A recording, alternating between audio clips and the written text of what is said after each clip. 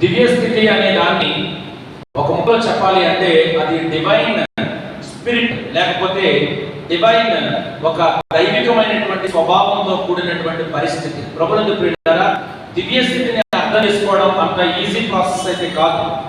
ఈ రాత్రి ప్రభు నీతో మాట్లాడుతున్న మాట ఏమిటి అంటే, ఆధ్యాత్మిక పరివర్తన చెందేటువంటి నిజ జీవితపు క్రైస్తవ విలువలను నువ్వు నేర్చుకోగలిగితే దివ్య స్థితి యొక్క గొప్పతనాన్ని అర్థం చేసుకోగలుగుతాం.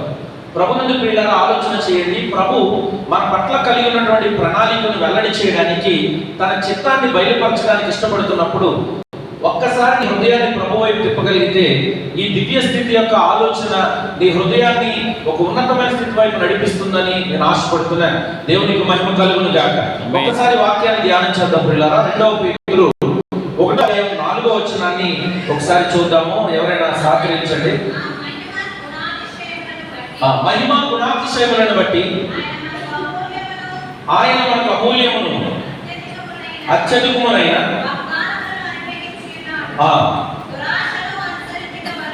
దురాశలు అనుసరించడం వలన లోకమందున భ్రష్టత్వమును ఈ వాగ్దానముల మూలముగా మీరు తప్పించుకొని ప్రభువును ప్రియులారా, దేవుడు ఈ మాట ద్వారా దివ్య స్థితిని లేదా దైవిక మనిషిని తయారు చేసుకున్నాడు. అవునంటారా? బైబిల్లో దేవుడు మొట్టమొదటిగా మనిషిని ఎలా తయారు చేసుకున్నాడు చెప్పండి?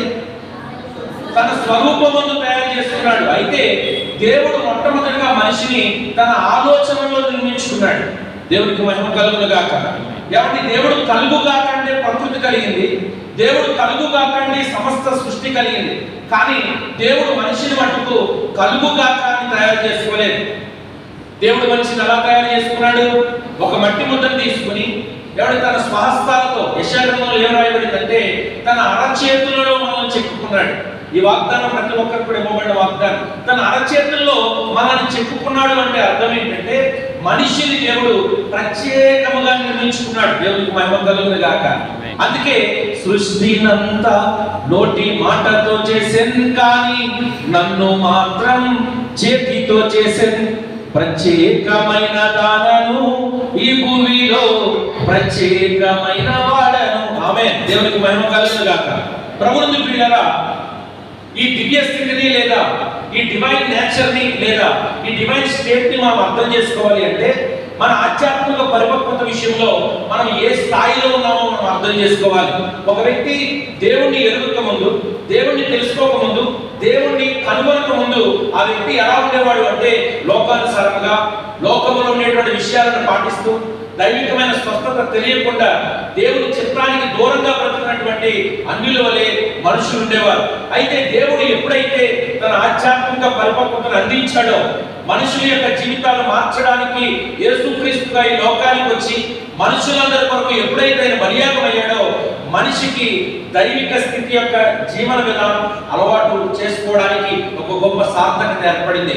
దేవునికి మహిమ కలుగును గాక. ప్రభువును ప్రియులారా, ఈ మాటలు నిన్ను ఉద్రేకపరచడమే కాదు, నిన్ను లోక సంబంధమైన విషయాల నుండి దైవిక సంబంధమైన విషయాల వైపు తీసుకురావడానికి ఒక గొప్ప సాత్వికత నీలో కలగడానికి ఉద్రేకము, సాత్వికత, నిజ జీవిత క్రైస్తవ లక్షణాలు ఇవన్నీ కూడా దీంట్లో దాగి ఉన్నాయని చెప్పడానికి నేను సంతోషిస్తున్నాను. దేవునికి మహిమ కలుగును గాక. ప్రభువును ప్రియులారా, ఈ వాక్యాన్ని ఒకసారి మీరు పరిశీలన చేస్తే 1వ అధ్యాయము అంటే పేతురు 2వ పత్రిక 1వ అధ్యాయము 4వ వచనంలో ఆ మహిమ గుణాతిశయములను బట్టి అన్నాడు. అంటే ఈ దేవునికి ఏమున్నాయి అంటే గుణాతిశయములు ఉన్నాయి. గుణాతిశయములు అంటే ఏంటి చెప్పండి? దేవునికి ఉండేటువంటి గుణాతిశయములు ఏమిటి అంటే ప్రేమించడం. దేవునికి మహిమ కలుగును గాక. దేవుడు మనుషులను ఏం చేశాడు అంటే ప్రేమించాడు. ప్రేమించాడు లేదా చెప్పండి? దేవుడు తన ఆలోచనలో కలిగి చేసుకున్నటువంటి మనిషిని దేవుడు మనిషిని ప్రేమించి తన కోసం తాను మహిమపరచబడడం కోసం మనిషిని ప్రేమించి తయారు చేశాడు. అయితే ఆయన గుణం ఏంటి అంటే నిన్ను ప్రేమించడం. ఆయన గుణం ఏంటంటే ప్రకృతిని ప్రేమించడం. ఆయన గుణం ఏంటంటే తన చేతులతో తయారు చేసుకున్నటువంటి మనిషిని పరిపూర్ణంగా ప్రేమించడం. దేవునికి మహిమ కలుగును గాక. అయితే ఆయన నిన్ను ప్రేమించాడు కాబట్టి నీకు వాగ్దానం ఇస్తున్నాడు. ఏంటా వాగ్దానం తెలుసా? నిత్య జీవం. ఆమేన్. ఒక మనిషి అన్యుడిగా ఉన్నప్పుడు దేవుడు ఎవరో తెలియదు, కానీ ఆ వ్యక్తికి ఏం తెలిసింది అంటే క్రైస్తవుడిగా మారడం ఏంటో తెలిసింది. మారిన తర్వాత ఆ వ్యక్తి అర్థం చేసుకోవాల్సిన విషయం ఏంటంటే నేను నిత్య జీవాన్ని పొందుకోవాలి. చెప్పండి, ఇప్పుడు మీరంతా ఎందుకు వచ్చారు ఇక్కడికి? ఆదివారం ఆరాధన ఎందుకు చేస్తున్నారు? చర్చలు ఎందుకు కూడుకుంటున్నాం? ప్రార్థనలు ఎందుకు చేస్తున్నాం? ఈ భక్తంతా ఎందుకు అంటే నిత్య జీవాన్ని పొందుకోవడం కోసం. ఆమె దేనికోసం చెప్పండి? అంటే డివైన్ స్టేట్ ఏం చెప్తుంది అంటే, దివ్యమైన స్థితి ఏం చెప్తుందంటే, నువ్వు ఈ లోకంలోనే అర్థమైపోకూడదు. నువ్వు చనిపోయిన తర్వాత నీ కోసం మరొక జీవితం ఉంది. ఆమె నీ కొరకు నిత్య జీవం ఉంది. నీ కొరకు మరొక అద్భుతమైనటువంటి రాజ్యం ఎదురు చూస్తుంది. మీకు తెలుసా, దేవుడు ఆదాము అవ్వలను కలుగజేసుకున్నప్పుడు ఒక ప్రత్యేకమైనటువంటి దివ్యమైన స్థితిని కలుగజేశాడు. అందుకనే మొదట్లో ఆదాముతో అవ్వతో దేవుడు మాట్లాడుతున్నప్పుడు నా ప్రియమైన దేవుని పిల్లలారా అని చెప్పి ప్రతిరోజు సంధ్య వేళ వారితో ముచ్చటించేవాడు దేవుడు. దేవుడికి మహిమ కలుగును గాక. అయితే ఆ స్థితిని వారు కోల్పోయారు. ఎందుకు కోల్పోయారు చెప్పండి? ఎందుకు కోల్పోయారు? దేవుడు అన్నాడు ఆజ్ఞ అతిక్రమమే పాపము. దేవుడు ఏం చేశాడు చెప్పండి? ఒక ఆజ్ఞ ఇచ్చాడు. ఏంటి ఆజ్ఞ? ఏంటి ఆజ్ఞ? నేను చెయ్యొద్దన్న పని చెయ్యకండి అన్నాడు. అది ఏదైనా కావచ్చు, అది పండు తినొద్దని చెప్పడం కావచ్చు, లేకపోతే దేవుడు చేయొద్దన్న ఏ పనైనా కావచ్చు. అయితే వారికి ఇచ్చిన ఒక ప్రధానమైన ఆజ్ఞ ఏంటంటే, మంచి చెడ్డలు తెలిపించే వృక్ష ఫలములను మీరు తినొద్దు అని చెప్పినప్పుడు ఆదాము ఏం చేయాలి? వాటిని చేయకూడదు. కానీ ఏం చేశారు వారు? సాతాను యొక్క మోసం చేత మోసగించబడినటువంటి అవ్వమ్మ తాను పండు తినడమే కాకుండా ఆదాముకు కూడా ఇవ్వడం వలన వారి యొక్క దివ్య స్థితిని వారు కోల్పోయారు. దేవునికి మహిమ కలుగును గాక. వారి యొక్క ఆధ్యాత్మిక నిత్య జీవపు విలువలు వారు కోల్పోయారు. అందుకే ఈ రోజున మనం ఈ స్థితిలో ఉన్నామని చెప్పడానికి నేను బాధపడుతున్నాను ప్రియులారా. మనిషిని పాపపు స్థితిలో దేవుడు పుట్టించలేదు. మనిషిని ఈ లోక సంబంధంగా చనిపోవడానికి దేవుడు కలుగ చేయలేదు. దేవుడు ఎందుకు కలుగజేశాడు? నేను నిత్య జీవంతో యుగయుగాలు ఆనందింపజేసే ఒక ప్రత్యేకమైనటువంటి జీవపు ఓటలో ఉంచడానికి దేవుడు మనందరినీ తయారు చేశాడు. కానీ ఆదిలో జరిగినటువంటి ఆ ఆజ్ఞ అతిక్రమమే మనల్ని పాపంలో నెట్టివేసి స్వాభావికముగా పాపంలో పడేటట్టు చేసింది. అయితే మనం ఏం కోల్పోయాము ఆదాము నుంచి అంటే నిత్య జీవాన్ని కోల్పోయాం, దివ్య స్థితిని కోల్పోయాం దేవుని పిల్లలారా. అయితే ఈ 90 డేస్ లో ఈ ప్రత్యేకమైన ఈ కూడికలో దేవుడు నీతో మాట్లాడుతున్న మాట ఏంటో తెలుసా? ప్రభువైనటువంటి యేసుక్రీస్తు ప్రభువు వారి లోకానికి వచ్చి ఆ దివ్య స్థితిని నీకు ఇవ్వడానికి ఇష్టపడ్డాడు. దేవునికి మహిమ కలుగును గాక. ఒకసారి ఆ వాక్యాలను మనం పరిశీలిద్దాం. 2వ కొరింథీ ఉత్తరములో చూడండి. 1 కొరింథీ చూద్దాము, 2 కాదు. 1 కొరింథీ ఉత్తరములో 15వ అధ్యాయంలో 42వ వచనం నుంచి మనం మత్తయి సువార్త ఇందాక సువార్త పాఠంలో చదువుకున్నట్టుగా ఇక్కడ కొన్ని విషయాలు ధ్యానం చేద్దాం. చూడండి, మృతుల పునరుద్ధానం అలాగే అంటూ శరీరం గురించి చెప్తున్నాడు. చూడండి, శరీరము క్షయమైనదిగా విత్తబడి అక్షయమైనదిగా లేపబడును, ఘనహీనమైనదిగా విత్తబడి మహిమ గలదిగా లేపబడును. దేవునికి మహిమ కలుగునుగా. ఇక్కడ ఒక శరీరం గురించి చెప్తున్నాడు. అయితే ప్రభువుని ప్రియులారా, మనిషికి ఇవ్వబడినవి 2 శరీరాలు గుర్తుపెట్టుకోండి. ఒకటి క్షయమయ్యే శరీరం, రెండవది అక్షయమైన శరీరం. అంటే క్షయమయ్యే శరీరం అంటే ఈ శరీరం నాశనం అయిపోతుంది, ఈ శరీరం కాలిపోతుంది, లేదా ఈ శరీరం భూమిలో పూడ్చబడి లేఖనం చెప్పినట్టుగా మట్టికి మొన్నే భూమిలో కలిసిపోతుంది. అయితే ఈ క్షయమైన శరీరంగా పుట్టినటువంటి మానవుడు ఏం ధరించుకున్నాడు అంటే నిత్యత్వం అనేటువంటి ఆధ్యాత్మిక పరిపక్వతతో కూడినటువంటి ఆధ్యాత్మిక శరీరాన్ని ధరించుకుంటాడు. దేవుడికి మహిమ కలుగును గాక. ఆ స్థితిని ఏమన్నారు అంటే దివ్యమైన స్థితి అని చెప్పారు. ఆమేన్. అయితే ప్రభువుని ప్రియులారా, మనిషి శరీర సంబంధమైనటువంటి ఆలోచనలతో పుట్టినప్పటికీ మనిషికి యేసుక్రీస్తు ప్రభువు వారు అందించినటువంటి రక్తం వలన పాప క్షమాపణ కలిగిందని లేఖనం ద్వారా మనం నేర్చుకుంటున్నప్పుడు నిజంగా ఆధ్యాత్మిక పరిపక్వత నీలో విరజిల్లుతుందా? దేవుడు అడుగుతున్నాడు. ఈ రాత్రి ఈ హృదయాలను పరిశీలన చేసుకోవాలి. దేవునికి మహిమ కలుగునుగా. ప్రభువుని ప్రియులారా, ఒకసారి ఇంకా మనం లోతుకు వెళితే చూడండి, ఒకసారి 44వ వచనాన్ని చూస్తే 1 కొరింథీ 15లో ప్రకృతి సంబంధమైన శరీరముగా విత్తబడి ఆత్మ సంబంధ శరీరముగా లేపబడును. ప్రకృతి సంబంధమైన శరీరం ఉన్నది కనుక ఆత్మ సంబంధమైన శరీరము కూడా ఉన్నది. దేవునికి మహిమ కలుగునుగా. ఈ మాటను మీరు నోట్ చేసుకోవాలి. అంటే ప్రతి మనిషి కూడా రెండు రకాల శరీరాలని కలిగి ఉన్నాడు. ఒకటి ప్రకృతి సంబంధమైన శరీరం, రెండవది ఆత్మ సంబంధమైన శరీరం. ఇప్పుడు నీ దివ్య స్థితిని నువ్వు సంపాదించుకోవాలి. ఆదాములు కోల్పోయినటువంటి ఆ యొక్క గొప్ప దివ్య స్థితిని వారు ఎలా సంపాదించుకోలేకపోయారు అంటే వారికి రక్తము దొరకలేదు. ప్రభునందు ప్రియులారా, వాళ్ళకి ప్రభువైన యేసుక్రీస్తు రక్తం దొరకలేదు. కానీ ఈ రోజున నీకు నాకు దొరికింది. కాబట్టి శారీరక సంబంధమైనటువంటి ఈ చీకటి కోణంలో ఇచ్చి ఆధ్యాత్మిక శరీరంతో ఉండేటువంటి కోణంలోనికి మనం వెళ్ళబోతున్నాం. అదే నిత్యమైనటువంటి నిత్య జీవం, అదే దివ్యమైన స్థితి. దేవునికి మహిమ కలుగును గాక. ఈ రాత్రి ప్రభు నీతో మాట్లాడడానికి ఇష్టపడుతున్నాడు. అయితే ప్రభువును ప్రియులారా, మొదటి ఆదామును మనం పరిశీలించినప్పుడు ఆ వాక్యంలో చూస్తే మొదటి ఆదాము దేవుని చిత్తానికి దూరమయ్యాడు, ఆజ్ఞను అతిక్రమించాడు. దేవుని చిత్తానికి దూరమై ఆజ్ఞను అతిక్రమించి నిత్య జీవాన్ని కోల్పోయాడా లేదా చెప్పండి? వాస్తవానికి మనిషికి మరణం ఉందా? దేవుడు తయారు చేసుకున్న మనిషికి మరణం ఉందా చెప్పండి? దేవుడు తయారు చేసుకున్న మానవునికి మరణం లేదు ప్రియులారా, మరణం లేదు. కానీ నేటి స్థితిలో మనిషికి ఏముంది చెప్పండి? మరణం ఉంది. ఎందుకు వచ్చింది ఈ మరణం అంటే ఆజ్ఞ అతిక్రమించిన మరణం. ఈ రాత్రి ప్రభు నీతో మాట్లాడుతున్నాడు. నీకు నిత్య జీవం వస్తుందని నమ్ముతున్నావా? అంటే బైబిల్ పట్టుకుని ప్రార్థన చేసుకుంటూ మందిరానికి వస్తే నీకు నిత్య జీవం వచ్చేస్తుంది అంటే చాలా మంది మందిరానికి వెళ్తున్నారు. అయితే బైబిల్ పట్టుకుని ప్రార్థనకు రావడం వల్ల మాత్రమే నీ జీవితానికి నిత్య జీవం రాదు.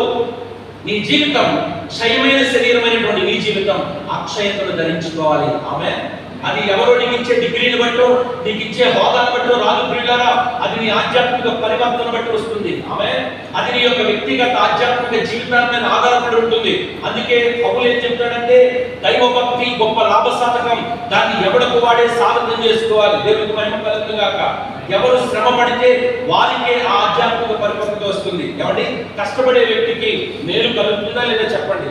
శ్రమ పడే వ్యక్తికి ఆశీర్వాదం దక్కుతుందా లేదా చెప్పండి? అలాగే దేవుని రాజ్యాన్ని పొందుకోవాలంటే ఈ భూమి మీద మనం శ్రమ పడాలి, ఈ భూమి మీద పాపాన్ని జయించాలి, ఈ భూమి మీద నిత్య జీవం కొరకైన ఆశ కలిగి ఉండాలి. ఆమె అట్టి కృప దేవుడు మనకి ఇవ్వడానికి ఇష్టపడుతున్నాడు. దేవునికి మహిమ కలుగును గాక.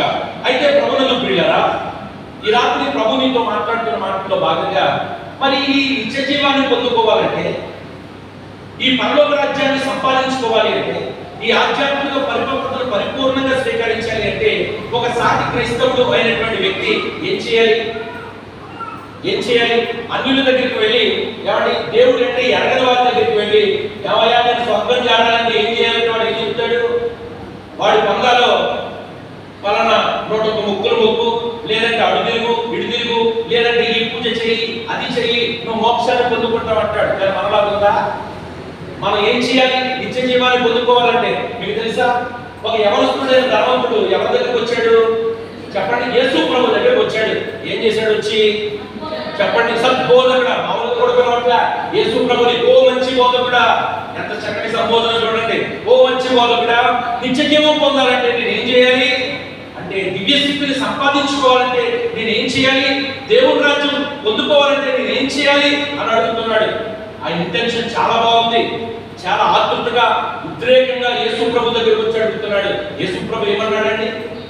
ఏమన్నాడు చెప్పండి? యేసు ప్రభు, వావ్ నువ్వు చాలా మంచోడుగా ఉన్నావు, అంటే నువ్వు ధర్మశాస్త్రాన్ని పాటిస్తున్నావా అని అడిగాడు. దేవుడు అందుకు అప్పుడు వచ్చాడండి. యేసు ప్రభు అన్యాయస్తుడు కాదు. ఆ వ్యక్తికి ఏదో అద్భుతం చేయాలనుకుంటున్నాడు యేసు ప్రభు. అతని యొక్క హృదయాన్ని ఎరిగిన యేసు ప్రభు ఏమన్నాడో తెలుసా? నువ్వు ధర్మశాస్త్రాన్ని పాటిస్తున్నావా అని అడిగాడు. అప్పుడు ఆ యవనస్తుడైన ధర్మవంతుడు ఏమన్నాడు చెప్పండి? నేను బాల్యము నుండే ఇవన్నీ పాటిస్తున్నాను, ధర్మశాస్త్రం ఏది చెప్తారో చేస్తున్నాను, వాక్యం ఏది చెప్తారో పాటిస్తున్నాను, ఈ సోపులో జీలకర్రలో 10వ వంతు, అన్నింటిలో 10వ వంతు ఎవరి సంఘానికి కావలసిన అన్ని వస్తువులు సమకూరుస్తున్నాను, నేను చేయవలసిన ప్రతిదీ చేస్తున్నాను, ఆఖరికి పెద్దలను గౌరవిస్తున్నాను, తల్లిదండ్రులను గౌరవిస్తున్నాను అని చెప్తున్నాడు. అయితే ఇవన్నీ బాగా చేస్తున్నాం అంటూ యేసుప్రభు ఎంత గొప్పవాడంటే, లేఖనాన్ని మనం చదువుతున్నప్పుడు ఆయన మన కన్నులను తెలుస్తాడు. బైబిల్ చదువుతున్నప్పుడు ఏమన్నాడంటే ఆ ఉపమానంలో ఏమన్నాడు చెప్పండి? అయితే నీకు ఒక్కడి కొద్దుగా ఉన్నాడు. ధనవంతుడి కొలువేంటి? ధనవంతుడి కొలువేంటి చెప్పండి? డబ్బున్నవాడి కొలువేంటి అండి? ఆహారం కొలువు అవుతుందా? డబ్బున్నవాడికి ఆస్తి కొలువు అవుతుందా? డబ్బున్నవాడికి ఏదైనా సంపాదించుకోగలడు. ఏమంటే డబ్బుంటే ఏదైనా చేయొచ్చు అనే దానిలో చాలా మంది బ్రతుకుతారు. అయితే కాదు. దేవునికి మహిమ కలుగును గాక. ఆ యవనస్తుడు ఏం చేశాడంటే ప్రభునందు ప్రియులారా, నీకు ఒకడు పొదుగు ఉందంటే అతను అనుకున్నాడు మనసులో, నా దగ్గర కూడా డబ్బు ఉంది కదా, యేసు ప్రభు ఏది చెప్పినా నేను కొనేయగలను, ఎవరినైనా కొనేయగలను అనుకున్నాడేమో నాకు తెలియదు. కానీ బైబిల్లో రాయబడింది ఏంటంటే నీకు ఒకడు పొదుగుగా ఉందంటే అది ఏంటో చెప్పన్నాడు యవనస్తుడు. యేసు ప్రభు అన్నాడు, నీవు నీ ఆస్తి నమ్మి వెంటనే బీపీ. ఎవరైనా ఏదైనా మనం వినకూడని మాట వింటే మనకి ఏం కలుగుతుంది? వెంటనే బీపీ వచ్చేస్తారు. ఆ ధనవంతుడు డబ్బులు పోగొట్టుకునే వ్యక్తి కాదు. ఏమన్నాడు? వెంటనే ముఖము చిన్నబుచ్చుకుని దుఃఖపడి అక్కడికి వెళ్ళిపోయాడట. ఏంటిది? ప్రభునందు ప్రియులారా, మారు మనసు పొందాడా? క్రైస్తవుడిగా మారాడా? అతని దృష్టిలో అతను మారు మనసు పొందినట్టే. అతని దృష్టిలో, ఆ యవనస్తుడి దృష్టిలో ఏమైనట్టు అయినా చర్చికి వెళ్తున్నాడు, మన భాషలో చెప్పుకోవాలంటే సమాజ మందిరానికి వెళ్తున్నాడు, భక్తి చేస్తున్నాడు, ఎవరు అంతా మంచిగా చేస్తున్నాడు. కానీ ఏం కోల్పోయాడు అంటే నిత్య జీవాన్ని కోల్పోయాడు. ఈ రోజు మనం కూడా ప్రార్థన చేస్తున్నాం, భక్తి చేస్తున్నాం, బైబిల్ చదువుతున్నాం, దేవునికి దగ్గరగా జీవిస్తున్నాం అని చెప్పుకుంటున్నాం. అయితే ఆ యవనస్తుడు వదులుకోవాల్సింది అతను వదులుకోలేదు కాబట్టి అతనికి ఏం కోల్పోయాడు? నిత్య జీవాన్ని కోల్పోయాడు. అయితే మనం ఏదైనా కోల్పోవలసింది ఉంటే, దేవుడికి నచ్చని ఏదైనా మనలో ఉంటే మనం ఈ రాత్రి తెలుసుకోవాలి. అప్పుడు మాత్రమే మనకి ఏమొస్తుంది చెప్పండి? నిత్య జీవం వస్తుంది. దేవుడికి మహిమ కలుగును గాక. చెప్తున్నాను వినండి ప్రియులారా, విస్తారమైన ప్రార్థన చేస్తూ ఎవరిని నేను మంచిదాన్ని, గొప్పదాన్ని, లేదా గొప్పవాడిని చెప్పుకుంటూ లోకంలో పరిశుద్ధులుగా తిరిగితే దేవుని రాజ్యం రాదు. దేవుని రాజ్యం ఎప్పుడు వస్తుందంటే నీ జీవితం దేవునికి దగ్గరగా ఉన్నప్పుడు, నీ బ్రతుకు దేవునికి దగ్గరగా ఉన్నప్పుడు, నీ హృదయం దేవునికి దగ్గరగా ఉన్నప్పుడు మాత్రమే నీకు నిత్య జీవం వస్తుంది. అదే నిజమైన దివ్యమైన స్థితి. దేవునికి మహిమ కలుగును గాక. అయితే ప్రభునందు ప్రియులారా, మనం ఏం పొందుకోవాలి చెప్పండి? మారు మనసు పొందుకోవాలి. ఏం పొందుకోవాలి? మారు మనసు పొందుకోవాలి. ఇదేంటండి, మేము చిన్నప్పటి నుంచి ప్రార్థనలు ఎదుగుతున్నాం, భక్తి చేస్తున్నాం, మేము మారు మనసు పొందుకోవడం ఏంటి అని అనుకుంటాం కదా. అసలు మనసు మారడం అంటే ఏంటో తెలుసా? మనసు మారడం అంటే, మారు మనసు అంటే నీ జీవితాన్ని దేవునికి దగ్గర చేయడం, దేవునికి దగ్గరగా ఉండడం. ఆమె దేవునికి మహిమ కలుగును గాక.